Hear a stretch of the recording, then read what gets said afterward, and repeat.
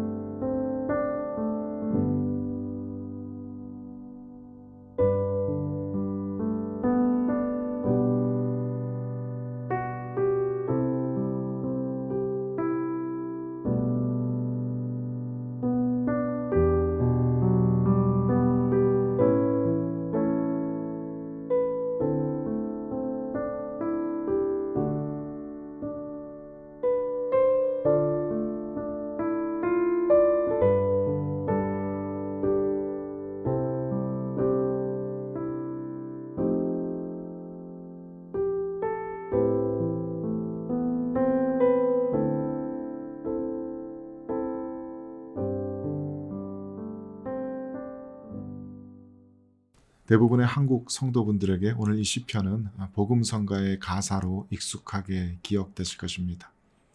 김지면이라는 분의 작사 작곡으로 되어 있는 이 복음성가는 앞부분 가사가 이렇게 시작됩니다. 하나님의 음성을 듣고자 기도하면 귀를 기울이시고 내 기도를 들어주신다네. 지금 저희가 읽은 본문의 개역개정 번역보다는 조금 더 쉽게 풀어 쓴 그런 번역인 것 같습니다. 복음성가에는 빠져 있지만 개역개정 성경에는 굉장히 강조되어 있는 단어 하나가 있습니다. 그것은 바로 1절 말씀에 기다린다라는 단어입니다. 원문의 이 단어는 콰바라는 단어로 되어 있는데 이 똑같은 단어가 2번 연속으로 나옵니다. 간절한 기다림을 표현하고 있는 것입니다. 이 콰바라는 단어의 사전적인 의미는 그저 막연한 기다림을 의미하는 것은 아니고 무언가를 간절히 바라면서 기다린다라는 것입니다. 그래서 또 다른 영어 성경에서는 이 단어를 의지한다라는 뜻에서 rely라는 단어로 번역하였습니다. 그래서 복음성가에서도 그 의미를 담고자 하나님의 음성을 듣고자 기도하였다라고 풀어서 번역한 것 같습니다. 지금 시편 기자는 왜 무엇을 위해서 그렇게 간절히 기도하고 주님만을 의지하며 주님만을 기다리고 있을까요? 2절 말씀을 보면 시편 기자는 이렇게 노래합니다. 나를 기가 막힐 웅덩이와 수렁에서 끌어올리셨다.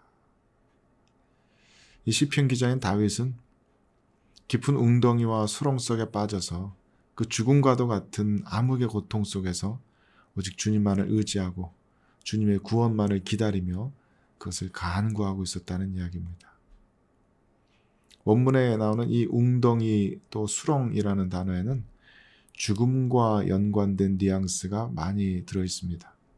그냥 말라붙은 웅덩이의 밑바닥을 이야기하는 것이 아닙니다. 동물 잡는 함정 같은 그런 구덩이 의미하는 것이 아닙니다.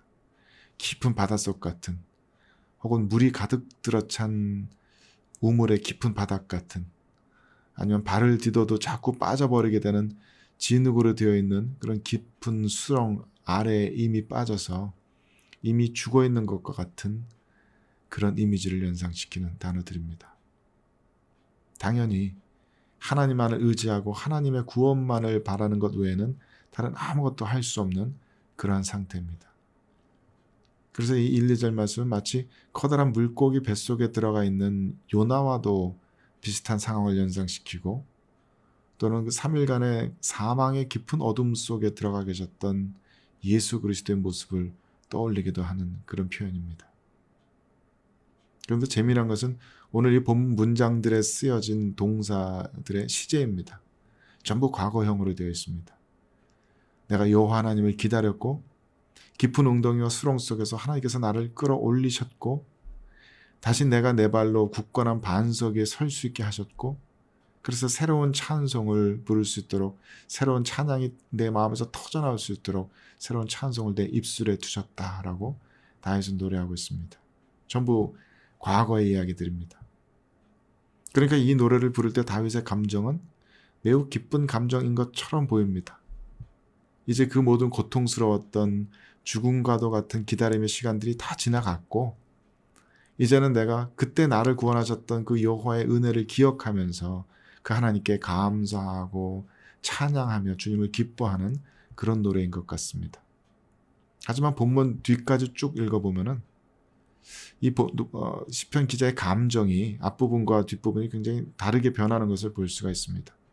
특별히 11절 이후의 문장을 보면은 다윗은 지금 당장 수많은 재앙들에 둘러싸여 있다는 것을 알 수 있습니다.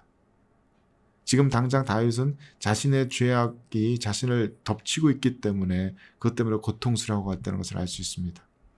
또한 다윗은 지금 자신의 생명을 노리는 사람들로 가득 애워싸움을 당하고 있는 것만 같습니다.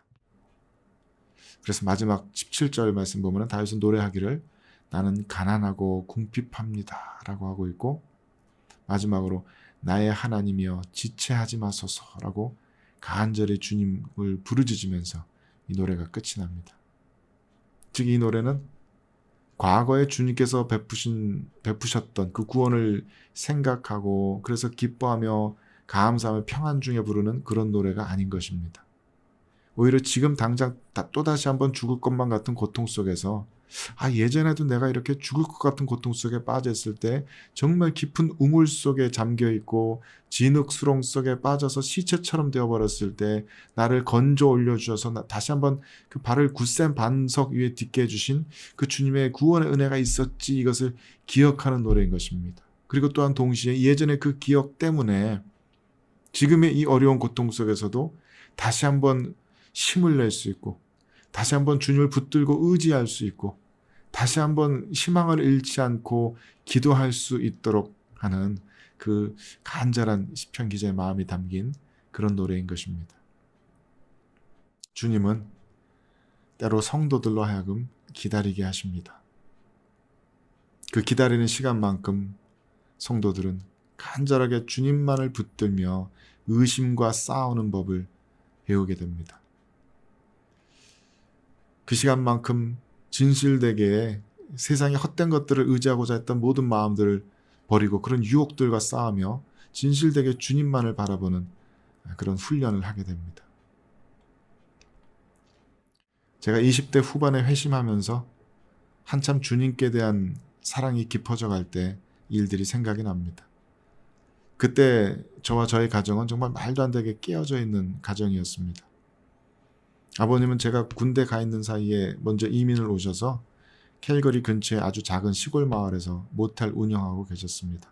저는 군대 제대하고 나와서 집도 없이 떠돌아다니다가 음악가로 살아갈 길을 찾아보다가 도저히 경제적인 형편 때문에 더 이상 버티지를 못하고 제 형님과 함께 캐나다 아버님께로 도망치듯 들어왔었습니다.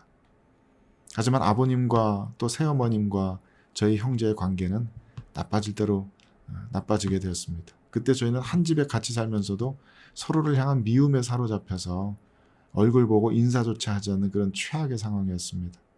저희는 저희 나름대로 아버님 시키시는 대로 하루 12시간, 15시간 모텔 일을 억지로 해내고 있었지만 돈 한 푼 저희들에게 돌아오는 건 없었고 저희들에게는 미래의 소망이 전혀 보이질 않았습니다. 저희들은 그저 오갈 곳 없는 불법 취업자일 뿐이었습니다. 또 아버님은 아버님대로 힘든 이민 생활들을 이 아들들이 와서 돕기는커녕 그냥 자기 욕심만 부리고 자기 목만 챙기려고 하는 그런 모습 때문에 원망스러우셨을 겁니다. 그때 저는 제 삶에 더 이상 아무런 소망이 보이지 않는 것 같았습니다. 이제는 더 이상 무엇을 하면서 살아가야 될지 알 수가 없었습니다. 한국에는 지금 제 아내가 된 사랑하는 사람을 놔두고 왔지만은 다시 찾아갈 그 사람을 찾아갈 수 있는 돈도 없고 상황도 없었고 저희들의 관계에 아무런 소망이 보이질 않는 것 같았습니다. 그 절망이 가득했던 시기에 저는 다시 한번 하나님을 찾기 시작했고 성경을 다시 읽기 시작했고 잠들기 전에 긴 눈물의 기도들을 다시 드리기 시작했습니다. 그리고 언젠가부터 기적적으로 하나님께서 제 안에서 음성을 들려주기 시작하셨습니다. 한동안 하나님께서는 제가 기도만 했다 하면 무조건 오래 참으라, 오래 참으라 그 말씀만 반복하셨습니다. 무엇을 참아야 하는지, 왜 참아야 하는지도 알 수 없었습니다. 저는 한국에 놔두고 제 사랑하는 사람과 결혼도 하고 싶었고 제 소유로 된 은행 통장 하나라도 좀 가지고 싶었고 캐나다에서 영주권을 따든지 아니면 한국으로 돌아갈 비행기 값이라도 있으면 좋겠다는 마음으로 하루하루를 버텨내며 불면증과 우울증에 시달리던 그런 때였습니다. 그런 저에게 하나님께서는 밑도 끝도 없이 계속해서 오래 참으라, 오래 참으라 말씀하셨습니다. 그리고 언젠가부터 하나님의 그 말씀에 아멘 마음으로 순종하기 시작하면서 제 안에 어떤 변화가 일어나기 시작했습니다. 그 좋아하던 술, 담배를 일주일 만에 딱 끊게 되었고 이제는 모텔 일들이 제 마음에 눈에 들어오기 시작했습니다. 이제는 누가 시키지 않아도 모텔에 고장난 곳을 고치게 되고 지저분한 곳들 치우게 되고 손님들 대하면서도 점점 더 밝은 얼굴이 되어갔던 것 같습니다. 무슨 특별한 계기가 있었던 것은 아닌데 신기하게도 아버님과 또 새어머님과의 관계도 회복되기 시작하였습니다. 함께 한식탁에 앉아서 식사를 하게 되고 서로 따스한 인사들도 나누게 되고 서로를 걱정해주는 말도 한두 마디 오가게 되었습니다. 그러다가 어느새 정신을 차려보니까 하루는 저희 가족이 전부 다 쉬는 날 근처 강가로 나가서 바람도 쐬고 고기도 구워 먹으면서 서로 깔깔대고 웃으면서 이야기를 하고 있는데 문득 언제 우리 가정이 이렇게 회복되었나 싶어서 깜짝 놀랐던 그런 기억이 있습니다. 그렇게 오래 참으라 하라는 하나님 말씀대로 다른 아무것도 바라지 않았고 욕심내지 않았고 그저 하루하루 해야 하는 일들만 열심히 하면서 오래 참던 1년쯤 지난 어느 날 아버님이 저를 부르시더니 그동안 수고 많았다면서 이제부터 매달 월급을 주시겠다고 1,000불짜리 수표를 끊어주셨습니다.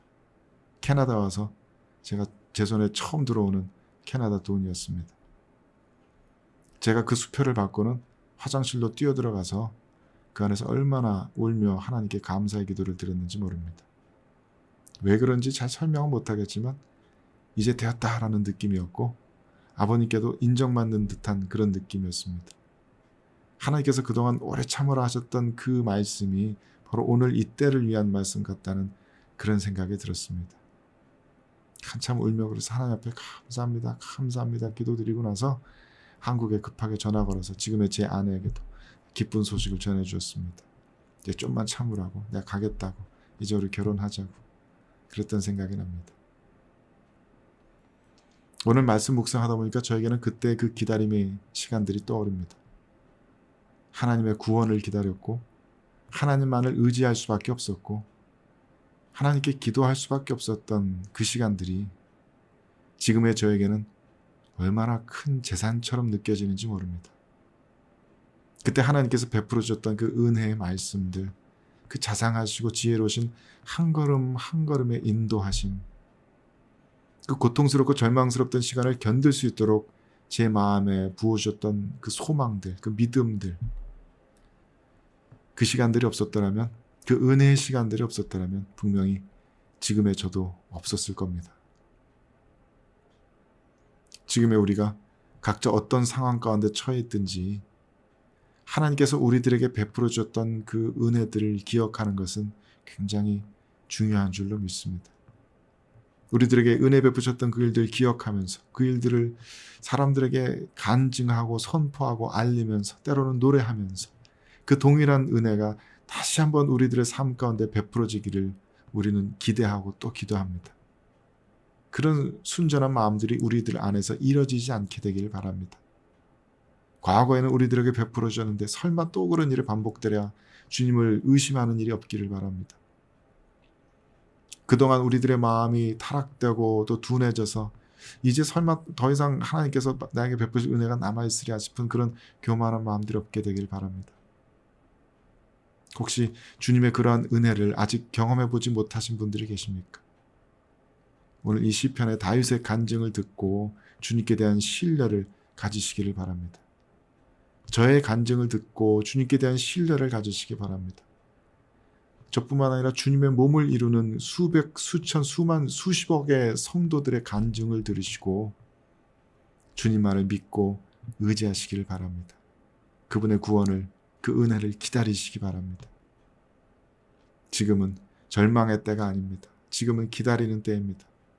지금은 우리가 인내를 배우는 때이고 하나님께서 지금 우리들보다 앞서 행하시며 역사하고 계시는 때인 줄로 믿습니다. 주님께서 우리들 삶에 큰 기쁨 가져다 주실 줄 믿습니다. 우리들의 입술에 다시 한번 전혀 새로운 찬송이 터져나오도록 우리들의 삶 가운데 역사하실 줄 믿습니다. 오늘 우리들에게 베풀어 주신 이 귀중한 생명의 하루, 주님의 그 크신 은혜로 말미암아서 감사하고 또 기뻐하며 주님을 찬양하는 하루가 될 수 있게 되기를 주님의 이름으로 간절히 축원드립니다. 함께 기도하겠습니다. 하나님, 주님의 모든 백성들에게 베풀어 주신 그 신실한 사랑과 은혜로 인하여 감사드립니다. 오늘도 주님께서 이 천하고 무가치한 종에게 베풀어 주셨던 그 놀라운 은혜의 일부분을 용기를 내어서 간증하고 전하였습니다. 말씀 함께 듣고 나눈 모든 성도들의 심령 가운데에도 주님의 성령의 크신 능력과 은혜와 자비가 체험되어지도록 역사하여 주옵소서. 혹시 지금 이 순간 아프게 고통 속에서 주님의 구원만을 기다리며 바라고 있는 이들이 있습니까? 용기를 더하여 주옵소서. 믿음을 더하여 주옵소서. 소망을 견고하게 심어 주옵소서. 좌절하지 말게 하시고 낙담하지 말게 하시고 우리들에게 늘 아낌없이 은혜 베푸시는 주님의 한없으신 사랑이 지금도 역사하고 계시며 우리가 그 주님의 은혜의 때를 향하여 하루하루 매 시간 나아가고 있음을 믿어 의심치 않게 하여 주옵소서. 우리들의 입술에 다시 한번 새로운 찬송을 두시고 주님 안에 기뻐하며 노래하며 주님의 은혜를 선포하는 그때가 속히 오게 될 줄로 믿습니다. 오늘 이 하루도 모든 성도들의 영혼에 그 기쁨과 감사가 가득한 하루 되도록 역사하여 주옵소서. 감사와 찬양을 올려드리며 우리 구주 예수 그리스도의 이름으로 기도 올려드립니다. 아멘.